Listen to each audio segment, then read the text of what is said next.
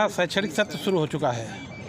जितने भी CBSE, ICSE, अन्य जो प्राइवेट विद्यालय हैं, यह छोटे छोटे बच्चों से, छात्रों से फीस के नाम पर, ड्रेस के नाम पर, बुक्स के नाम पर, जूते के नाम पर, अन्य सामानों के नाम पर गार्जियन का दोहन कर रहे हैं, उनके अभाव को परेशान कर रहे हैं। इनकी निजी दुकानें हैं, उन्हीं दुकानों पे अपना सामान रखवाते हैं और उसी दुकान पे प्रेरित करते हैं कि आप इसी दुकान से सामान खरीदिए।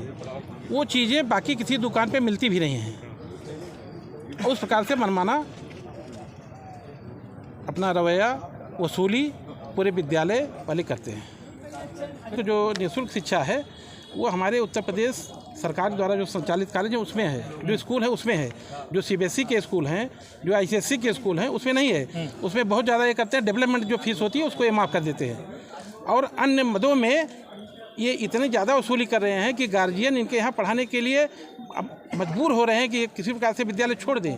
शहर में और कोई विद्यालय है नहीं। मेरा ये कहना है कि जो भी इन विद्यालयों में जो कापी किताब लगे, बच्चों से संबंधित जितनी भी सामग्री लगे, वह किसी एक दुकान से न खरीदवाई जाए, वह सारी दुकानों पे मिले। एक दुकान को चिन्हित न किया जाए, बच्चों को उसके लिए दबाव न बनाया जाए।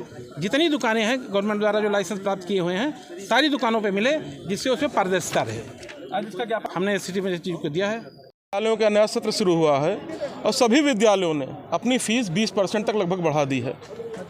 हम इसी विरोध में आज सिटी मजिस्ट्रेट साहब को ज्ञापन देने आए हैं, माननीय राज्यपाल महोदय को संबोधित ज्ञापन, कि हमारी ये मांग है कि फ़ीस में वृद्धि किस उद्देश्य से की जा रही है।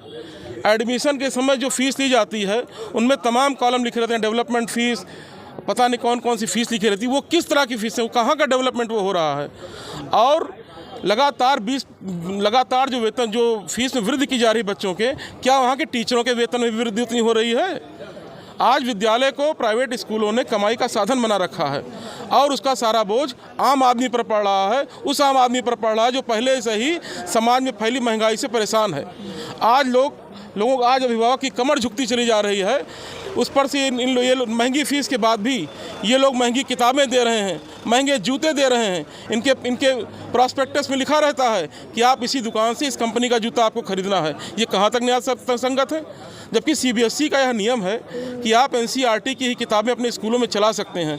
तो किस नियम के तहत ये प्राइवेट पब्लिकेशंस की किताबों को, उन किताबों को जो 100 रुपये की किताब 800 रुपये की मिलती है, किस नियम के तहत ये NCERT किताब की जगह उन प्राइवेट किताबों को चला रहे हैं। NCERT की किताबें बहुत सस्ती हैं, प्राइवेट पब्लिकेशंस की किताबें बहुत महंगी हैं और उनके बीच का जो कमीशन है वो विद्यालय का परिवार पा रहा है। इसलिए हमारी सरकार से ये भी मांग है कि जल्द से जल्द सारे निजी विद्यालयों का ऑडिट कराया जाए, सरकारी संस्था से ऑडिट कराया जाए, जिससे पता चले कि इनके प्रबंधक किस अनुपात में लाभ कमा रहे हैं। ऑडिट की जो मांग की है वो इसीलिए की है कि सारे ऑडिट में बातें आ जाएंगी तो ऑडिट में वो दुकानदार भी फंसेगा कि कहाँ से कमीशन ले जाकर कितना रुपये कमीशन दे रहा है। जब और इन संस्थाओं का जिस तरह सभी सरकारी संस्थाओं का ऑडिट होता है, निजी विद्यालयों का भी ऑडिट होना चाहिए, क्योंकि सरकार शिक्षा को व्यापार नहीं बना सकती है। और आज तमाम उद्योगपति इस धंधे में उतर आए हैं। वो इसीलिए उतर आए हैं कि शिक्षा व्यापार का साधन बन गया है और वो व्यापार का साधन आम आदमी पर भारी पड़ रहा है। उसके विरोध में आज हम सिटी मजिस्ट्रेट साहब के पास आए हैं और हम भारत और उत्तर प्रदेश सरकार से मांग करते हैं, भारत सरकार से मांग करते हैं कि इनका ऑडिट कराया जाए और फीसों को जल्द से जल्द कम कराया जाए। ये फीसें क्यों बढ़ाई जा रही हैं, इसका स्पष्टीकरण भी विद्यालय परिवार से लिया जाए।